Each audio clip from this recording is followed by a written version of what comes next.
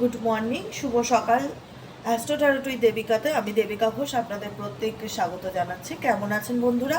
আশা করি ভালো আছেন, ভালো থাকবেন সবসময়। আমি তো আমার দিক থেকে 100% চেষ্টা করেই যাই। একটা জিনিস না খুব খারাপ লাগে, আজকে একটু শেয়ার করি, জাস্ট 2 সেকেন্ড বলছি জিনিসটা। তোমরা তো জানো, এত বছর ধরে আমাকে দেখে এসছো, আজকের থেকে তো আমাকে চেনো না। আমি ভীষণ প্র্যাকটিক্যাল একজন মানুষ। আমি না বাস্তবে চলতে ভীষণ ভীষণ রকম ভালোবাসি, যে কারণে হয়তো লোকে আমায় কম পছন্দ করে। আমি উচিত কথাটা মুখের উপর বলতে বেশি প্রেফার করি। আমি ভালোটাকে ভালো, মন্দটাকে মন্দ বলি। আমি এরকম ধরনেরই একটা মানুষ।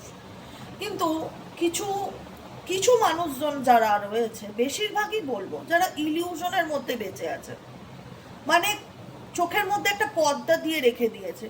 কোনোভাবে চাইলেই যেন তাদের ঘুম আমি ভাঙাতে পারছি না। তারা জেগে ঘুমাচ্ছে, রীতিমতন জেগে ঘুমাচ্ছে, স্বপ্ন দেখছে যে তার জীবন পাল্টে যাচ্ছে, মিরাকেল হচ্ছে। আরে বাবা, মিরাকেল তখন সম্ভব যখন সেই মিরাকেলটাকে আমার জীবনে ঘটার জন্য আমি নিজের থেকে কিছু অ্যাকশন নেব বা আমি কিছু করব। প্রচুর ট্যারো রিডার আছে, প্রচুর ট্যারো রিডার এমন কিছু ধরনের থাম্বনেল লিখছে যেটা দেখে মানুষ ভাবছে হয়তো ভগবান কি সুন্দর ক্লেম করি, 8 ঘন্টার মধ্যে তোমার জীবন বদলে যাবে, 2 ঘন্টার মধ্যে তোমার লাইফে মিরাকেল হবে। সত্যি কি হয়? এটা আগে নিজেকে প্রশ্ন করো।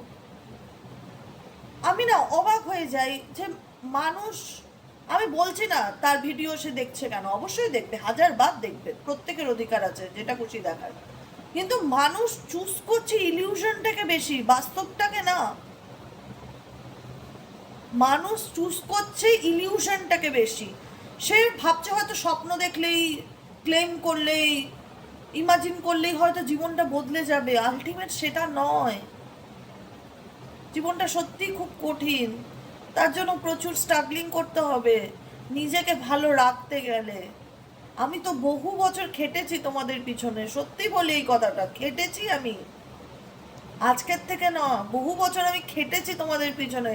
তারপরে গিয়ে তোমাদের মাইন্ডসেট আমি চেঞ্জ করতে পেরেছি, যেখানে দাঁড়িয়ে তোমরা নিজেকে চুজ করতে শিখেছো, নিজেকে ভালো রাখতে শিখেছো, নিজের জন্য বাঁচতে শিখেছো, নিজের জন্য লড়তে শিখেছো।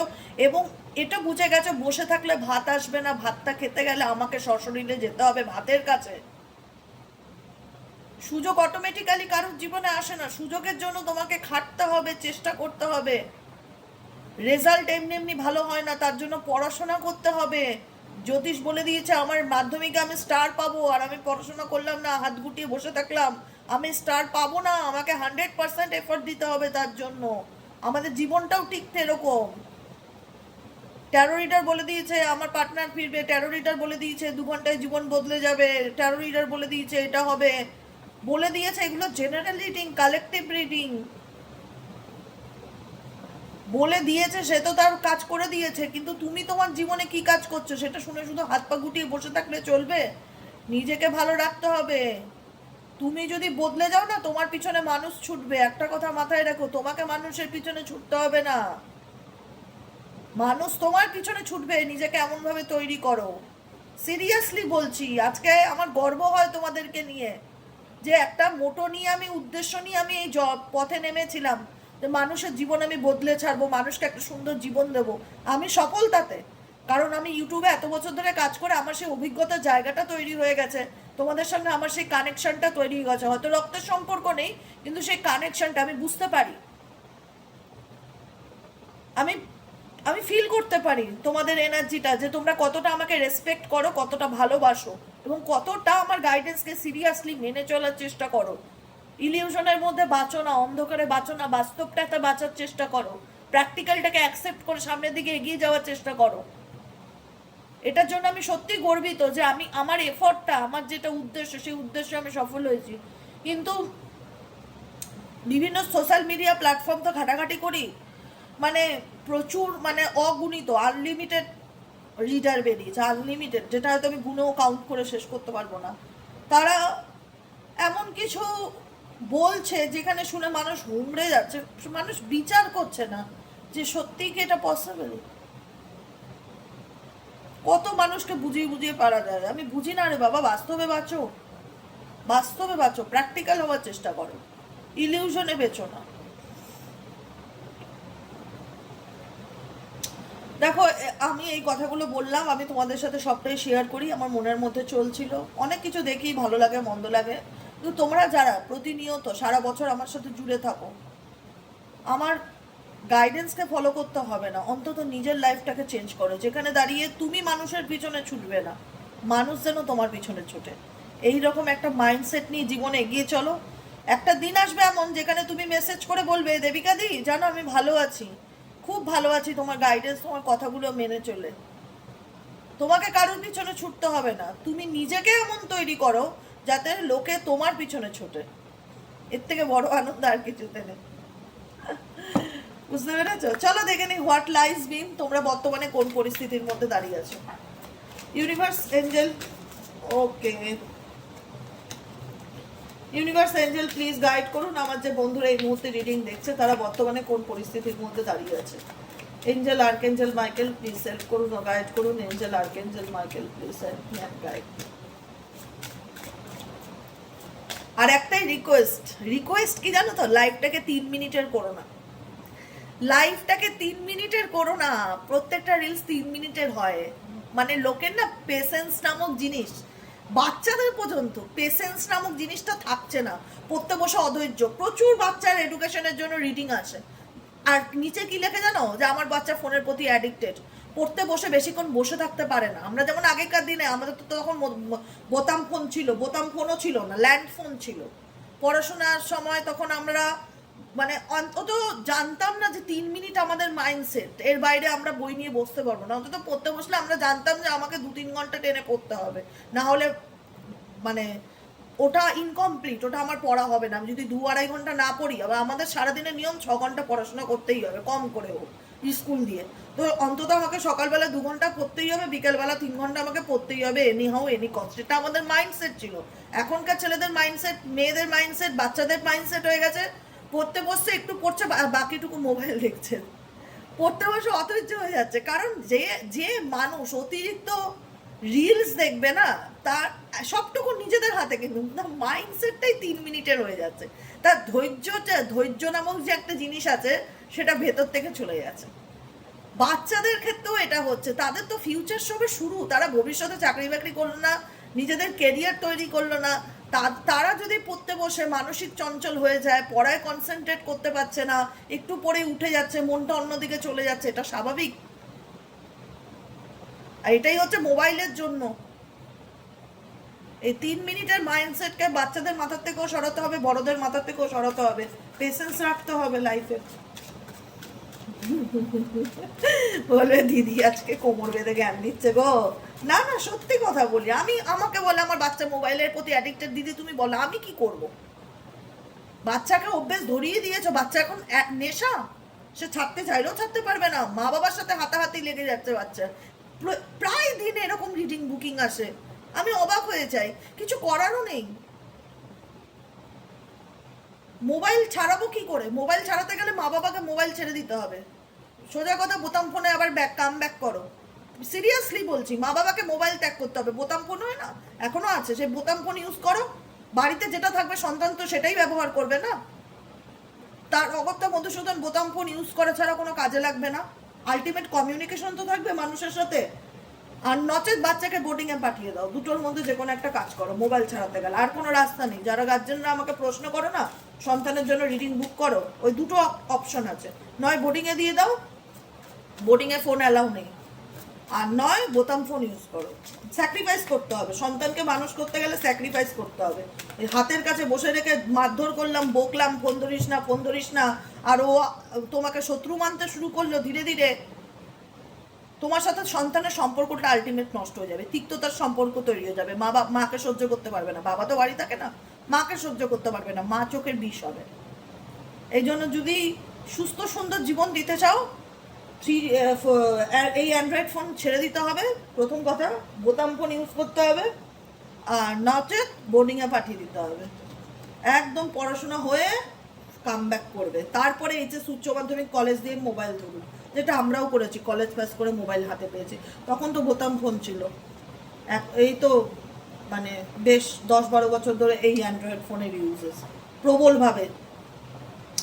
ঠিক আছে, চলো তোমাদের কারেন্ট ফিলিংস, তোমরা বর্তমানে কোন পরিস্থিতিতে দাঁড়িয়ে আছো তোমাদের জীবনে, যেটা দেখাচ্ছে এক্সপায়ার ডিসকাস। তোমাদের জীবনে এমন কিছু ঘটনা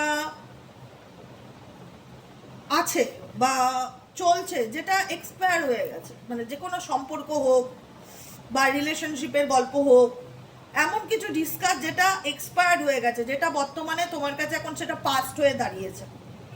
এবং once upon a time love story, সেটা ভালোবাসাও হতে পারে, প্রেমও হতে পারে, বিয়েও হতে পারে, যেখানে দাঁড়িয়ে সেই সম্পর্কটা, সেই স্মৃতিটা, সেগুলো তোমাদের কাছে এখন মনে হয় যে অনেক পুরনো, পিছনে ফেলে চলে এসেছি। একটা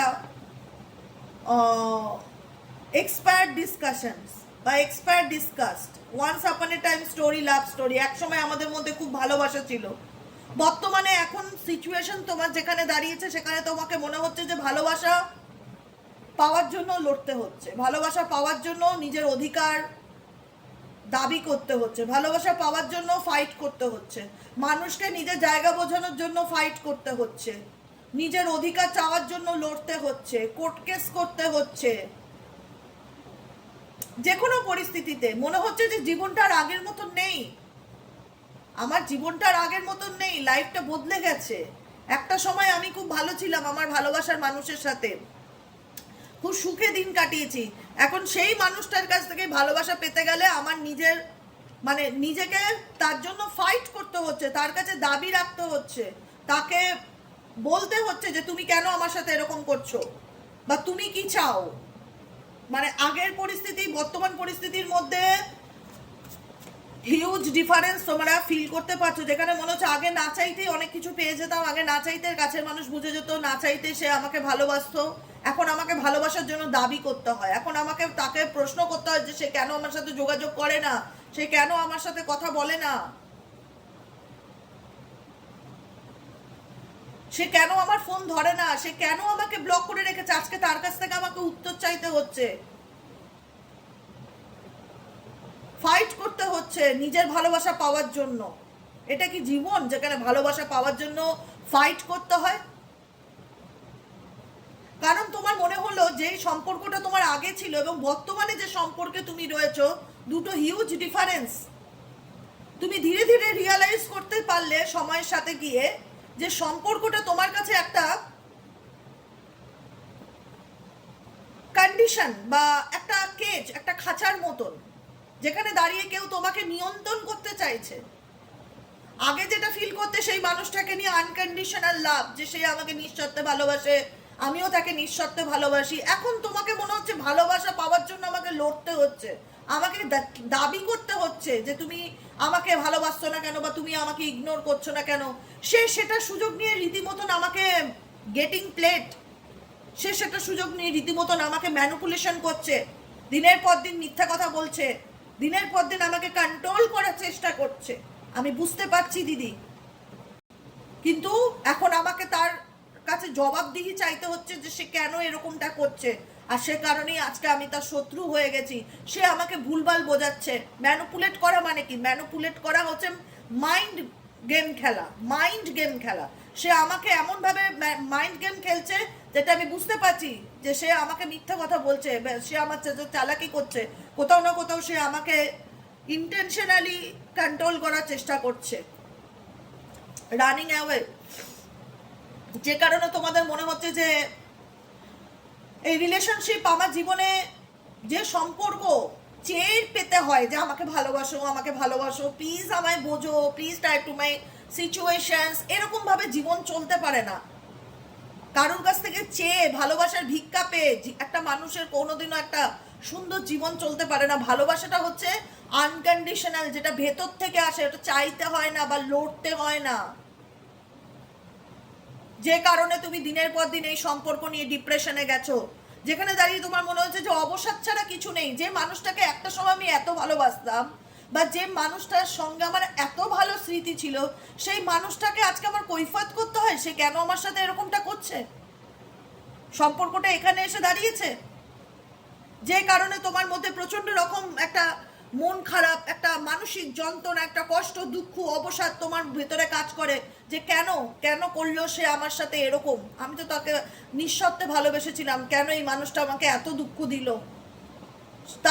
আজকে তার বিরুদ্ধে কেন যেতে হলো, তার বিপক্ষে কেন যেতে হলো, সে কেন করলো আমার সাথে এরকম, সে কেন এত চালাকি করলো আমাকে নিয়ে, কেন এত মিথ্যে বললো, কেন সে আমাকে নিয়ন্ত্রণ করার চেষ্টা করে, সে তার লাইফে যা খুশি করতে পারে, আমি কিছু বললেই আমাকে সে ম্যানিপুলেট করার চেষ্টা করে। তুমি সব বুঝতে পারছো, তোমার কাছে না বোঝার মতন কিছু নেই, বুঝতে পারছো বলে তুমি এই কষ্ট থেকে পালিয়ে বেরোনোর চেষ্টা করো। প্রত্যেকটা মুহূর্তে এই কষ্ট থেকে, এই যন্ত্রণার থেকে তোমার মনে হয় অনেক দূর পালিয়ে যাই দিদি, অনেক দূর, আর ভালো লাগে না, মন চাই চলে যাই সব কিছু ছেড়ে, কারণ এই যন্ত্রণা, এই কষ্ট আমি আর নিতে পারছি না। ইভেনচুয়ালি তুমি এই ব্যক্তির ব্যাপারে এমন কিছু সিক্রেট জানতে পেরেছো যেটা জানার পর তুমি আরো মানসিকভাবে ভেঙে গেছো, এবং সেই সিক্রেটটা কোথাও না কোথাও তোমার, সবার ক্ষেত্রে না হলেও বেশিরভাগ মানুষের ক্ষেত্রে, এই ব্যক্তি তোমাকে মিথ্যা কথা বলে অন্য কারোর সাথে প্রাইভেট রিলেশনশিপে ছিল। সে হয়তো বলতো আমার একটা ক্যাজুয়াল ফ্রেন্ড বা অফিস কলিগ বা এমনি বন্ধু বা ন্যাচারাল একটা সম্পর্ক, নর্মাল সম্পর্ক। তুমি পরে জানতে পারো যে না, সে তোমায় টোটালি মিথ্যে বলেছে, তার সাথে তার একটা রিলেশনশিপ আছে। যে মানুষটাকে একটা সময় তুমি যাকে সব চাইতে ভালোবেসেছিল, সেই মানুষটা যখন সব থেকে বেশি ঠকায়, এবং তুমি যখন জানতে পারো যে তার জীবনের কিছু গল্প আছে, কিপিং ইউ এ সিক্রেট, যেটা সে তোমাকে আড়াল করেছে, তার প্রাইভেট কোনো সম্পর্ক আছে, সে আড়ালে অন্য কারোর সাথে রিলেশনশিপ রাখছে, সেটা জানার পর তুমি মানসিকভাবে ভেঙে পড়েছো। যারা বিবাহিত আছো তারা অনেকে এই অশান্তির কারণে নিজের ন্যায় পাওয়ার জন্য, জাস্টিস পাওয়ার জন্য কোর্ট কেস করেছো বা কোনো রকম কোনো লয়ের সাহায্য নিয়েছো দেখা যাচ্ছে, কারণ তুমি কখনোই মেনে নিতে পারোনি যে এই ব্যক্তি তোমার সাথে এতটা অন্যায় করতে পারে, এতটা ক্ষতি তোমার সে করতে পারে। সবকিছু জানার পর তোমার মনে হয়েছিল যে আমি পালিয়ে যাই, বা হয় না পরিস্থিতির থেকে মানে অনেক দূরে চলে যাই, মানে আমার আর ভালো লাগছে না। সবকিছু যখন তোমার জীবনে এক্সপ্লোর হলো, সামনে আসলো, এ সিচুয়েশনস অ্যাবাউট এক্সপ্লোর, যখন সব পরিস্থিতি তোমার চোখের সামনে জলছবির মতন তুলে ধরলো ইউনিভার্স, তখন মনে হলো যে আমি আর এটা নিতে পারছি না, বা আমার নেওয়ার মতন ক্যাপাসিটি নেই, আমি এগুলোর থেকে দূরে চলে যেতে চাই, কারণ এগুলোর মধ্যে আমি যত থাকবো আমি ডিপ্রেশনে থাকবো, আমি মেনে নিতে পারবো না, আর আমি এটাকে অ্যাকসেপ্টও করতে পারছি না। আমার মনে হচ্ছে এগুলোর থেকে আমি নিজেকে অনেক দূরে করে দেই বা নিজেকে দূরে সরিয়ে নেই। যখন সবকিছু তোমার সামনে এক্সপ্লোর হলো, তুমি বুঝতে পারছো তোমার জীবনে এমন কিছু মানুষজন আছে যারা তোমাকে আঙুলে নাচাতে চায়, মানে তোমার লাইফে সবসময় ড্রামা ক্রিয়েট করতে চায়, কিছু না কিছু করতে চায়। তুমি সব বুঝতে পারছো, এমন না যে বুঝতে পারছো না, কিন্তু যেহেতু তোমার জীবনের স্বপ্নগুলো ডিস্ট্রয়েড হয়ে গেছে, যেহেতু তোমার সাজানো স্বপ্ন বলো, সাজানো ঘর বলো, মন বলো ভেঙে চুরমার হয়ে গেছে, শাটার্ড, ব্রোকেন, সবকিছু ভেঙে চুরমার হয়ে গেছে, তোমার জীবনটা এলোমেলো হয়ে গেছে, এখন দাঁড়িয়ে তোমার একটাই কথা মনে হয় যে আমি দিদি, আমার কাছে প্রুফ আছে, বা আমি প্রমাণ পেয়েছি, বা আমি জানি, আমার মনটা ভেঙে গেছে। সব থেকে বড় কথা, যে মানুষটাকে নিয়ে আমি এত স্বপ্ন দেখতাম না দিদি, এত আশা করতাম না, আমার মনটা ভেঙে গেছে, আর কিচ্ছু না। এখন আর এমন হয়েছে পরিস্থিতি যে এখন তাকে নিয়ে আমার কোনো কথা শুনতেই ভাল লাগে না, সিরিয়াসলি বলছি। মেজরিটি মানুষ এটাই বলবে। আমি বলবো এটা জেনারেল রিডিং, কালেকটিভ রিডিং, এটা একটা সোশ্যাল প্ল্যাটফর্মে পাওয়া, আমি জানি বাবু এটা পার্সোনাল নয়, কিন্তু অনেকের ভেতর থেকে না এই কথাটা বেরোয় যে সে আমার সাথে এত খারাপ করেছে, আমি তার ব্যাপারে কিছু শুনতেই চাই না, don't want to hear it, don't want to hear it, তাকে নিয়ে আমি আর কোনো কিছু শুনতেই চাই না, সে আমার সাথে যা খারাপ করার করেই দিয়েছে, আর নতুন করে কি করবে। এখন শুধু আমি আমার অধিকারটা চাই। যারা লিগালি ম্যারেজ করেছো, তোমার সন্তানের জন্য হোক, তোমার জন্য হোক, এখানে অনেকে কোনো না কোনোভাবে লিগালি ভাবে তুমি তোমার অধিকার বা রাইটস পাওয়ার চেষ্টা করছো, কিন্তু এই ব্যক্তি ব্যাপারে তুমি আর কোনো কিছু শুনতে চাও না, তোমার মনে হয় যে আমি আর নিতে পারবো না, আমার সেই ক্যাপাসিটিটাই নেই এই ব্যক্তি সম্পর্কে কিছু শুনবার মতন, জানবার মতন যে ক্ষমতাটা, সেই ক্ষমতাটা আমার ভেতর থেকে শেষ হয়ে গেছে, আমি আর নিতে পারবো না, বিশ্বাস করো। তার মধ্যে হিংসা, লোকের জেলাসি, তুমি ভালো থাকো কেউ চায় না, সবসময় তো তোমার উপরে কিছু ফেক মানুষজন আছে যারা নজর রাখছে, কিছু ফেক বন্ধু বান্ধব আছে যারা নজর রাখছে। কাকে বিশ্বাস করবে মানুষ বলো? যখন জানো তো, সত্যি কথা বলতে, একটা মানুষ যখন কষ্টে থাকে না, দুঃখে থাকে না, চেনা জানার মধ্যে কিছু মানুষ মুখোশধারী তোমাকে এসে তোমার সামনে এমন ন্যাকা কান্না করবে, মনে হবে যে তার থেকে তোমার জন্য ভালো কেউ আর ভাবে না, বা সে তোমার খুব শুভাকাঙ্ক্ষী। আলটিমেট সে তোমার ফেক ফ্রেন্ডস। তোমার পেটের খবর জানার জন্য সে কোথাও না কোথাও তোমার কাছে এমন বিহেভিয়ার করবে যাতে সে বোঝায় যে তুমি তাকে নিয়ে কত সিরিয়াস, সে তোমাকে নিয়ে কত সিরিয়াস, সে তোমাকে নিয়ে কত ভাবছে, তোমার জন্য সত্যিই চিন্তিত। তারও খারাপ লাগছে তোমার সংসারটা এভাবে ভেঙে গেছে, তারও খারাপ লাগছে তোমার রিলেশনশিপ এরকম ভেঙে গেছে। এরা আলটিমেট ফেক ফ্রেন্ডস, এগুলো তোমার আসল বন্ধু নয়। আলটিমেট এরা নিয়ে সেগুলোকে নিয়ে গসিপ করে, আনন্দ পায়, এবং তোমার মানে মজা নেয়। সিরিয়াসলি বলতে গিয়ে মজা নেয়। তাই একটা কথা সবসময় বলি, যতটা পারবে না নিজের প্রাইভেসিটা নিজের কাছে রাখো। যদি খুব কষ্ট হয় আয়নার সামনে দাঁড়িয়ে বলো, একটা ডায়েরি লেখো, ডায়েরির অভ্যেস করো, রাইটিং করো, ডায়েরিতে সব লেখো, মনের মধ্যে যা কষ্ট হচ্ছে, যা যন্ত্রণা, কাউকে যদি 10টা গালাগালি দেওয়ার থাকে সেটাও লেখো, যা হচ্ছে একদম ভাড়াস নিকালো, ডায়েরিতে লেখো, ডায়েরিটা বার্ন করে দাও, জ্বালিয়ে দাও, কাগজগুলো ছিঁড়ে আগুনে জ্বালিয়ে দাও, কিন্তু কাউকে বলো না। যদি বলতেই হয় একমাত্র ঈশ্বর আল্লাহ, তুমি যে শক্তি, যে ধর্মে বিলিভ করো তার কাছে গিয়ে তুমি বলো, সেই শক্তি তোমার কথা শুনবে, তোমার চোখের জলের দাম দেবে। মানুষ দেবে না, মানুষ বেইমান, প্রয়োজন ফুরিয়ে গেলে লাথি মারে, সোজা কথা। তো সেই জন্য ইউনিভার্স বলছে তোমাকে ইমোশনাল ইন্টেলিজেন্স, নিজস্ব বুদ্ধিমত্তার সাথে আপকামিং দিনে এগিয়ে চলো, যেটা আমি একদম শুরুর দিকে বলেছিলাম। প্র্যাকটিক্যাল হওয়ার চেষ্টা করো। ইমোশনাল ইন্টেলিজেন্স হচ্ছে বুদ্ধিমত্তার সাথে চলো। জীবনে এগোতে গেলে না কারোর প্রতি আসক্ত হলে চলবে না। ডুইং ড্রাগস, আমি ওকে ছাড়া বাঁচবো না, সবাই সবাইকে ছাড়া বাঁচবে, তুমি ওকে নিয়ে জন্মাওনি, মরবে যেদিন ওকে নিয়ে মরবে না, একা এসছো একাই যাবে, কাউকে নিয়ে আসোনি, কাউকে নিয়ে যাবে না। কিন্তু কারোর প্রতি এতটা আসক্ত ভালো না যেখানে সে মানুষগুলো তোমাকে ব্যবহার করে যাচ্ছে আর দিনের পর দিন তুমি কষ্ট পেয়ে যাচ্ছ। এটা জীবন নয়। না দিদি, সে আমাকে প্রমিস করেছিল সে আমার জীবনে কামব্যাক করবে, সে কথা দিয়েছিল সে ফিরবে। অবশ্যই একটা টাইম আছে না, তুমি একটা মানুষকে ভালোবেসেছো, সেও তোমায় ভালোবেসেছে, সে যখন ইচ্ছা তোমাকে বললো অ্যাকসেপ্ট করবো, যখন ইচ্ছা তোমাকে চাইলো লাইফ থেকে কিক করে দিল, বের করে দিল, এ গেটিং এ রুম। জীবনটা কি এতটাই সস্তা যে কোনো মানুষ চাইলে আপন করতে পারে, যে কোনো মানুষ চাইলে লাথি মেরে বের করে দিতে পারে? আমার নিজের কোনো ভ্যালু নেই, আমার নিজের কোনো সেলফ এস্টিম নেই, আমার নিজের কোনো সেলফ রেসপেক্ট নেই যে যে চাইলো আমাকে আপন করে নিল, যে চাইলো প্রয়োজন মিটলো লাথি মেরে বের করে দিল? অতিরিক্ত আবেগপ্রবণও ভালো না। আমি একটা কথা বলি, ভালোবাসবে না কেন, অবশ্যই ভালোবাসো, কিন্তু ব্যালেন্সে, সব কিছু ব্যালেন্সে হয়, একতরফা কোনো কিছু হয় না। এটা মাথায় রেখে আমি সারা জীবন কারোর জন্য ধৈর্য ধরে পড়ে থাকতে পারি না, অপেক্ষা করতে পারি না। সে আমাকে প্রমিস করেছিল সে আমার সাথে সারা জীবন থাকবে, তা বলে আমি সারা জীবন তার জন্য ওয়েট করে যাব না, সে অন্য কোথাও রিলেশনশিপ রেখে যাবে। তার যখন ইচ্ছা সে আমার লাইফে এন্ট্রি নেবে, যখন ইচ্ছা আমাকে সে লাথি মেরে তার জীবন থেকে বার করে দেবে। এটা কি লাইফ? এটা কি জীবন? তাই এখনো বলবো সময় আছে। ইমোশনালি ইন্টেলিজেন্স যে কার্ডটি বলছে মেসেজ হিসাবে, গাইডেন্স হিসাবে, যে প্র্যাকটিক্যালি চলার চেষ্টা করো এবং বুদ্ধিমত্তার সাথে, বুদ্ধিকে কাজে লাগাও, আবেগকে কাজে লাগাও, আবেগের যে বুদ্ধিমত্তা সেটাকে কাজে লাগাও। অতিরিক্ত আবেগপ্রবণ হয়ে অন্ধকারে ডুবে যেও না, এটা আমার রিকোয়েস্ট তোমাদের প্রত্যেকের কাছে। যে কারণে তোমাদের অনেকের বিয়ে ডিভোর্স পর্যন্ত চলে এসছে, যারা ম্যারেজ তাদের ক্ষেত্রে ডিভোর্সের কথা চলতে পারে, কারণ তোমার মনে হয়েছে গেম ওভার, খেলা শেষ, আর কিছু করার নেই। কারণ এই রিলেশনশিপে তুমি তোমার পার্টনারের মধ্যে অথেন্টিসিটিটা দেখতে পাচ্ছ না, তার মধ্যে ফেক ব্যাপারটা দেখতে পাচ্ছ।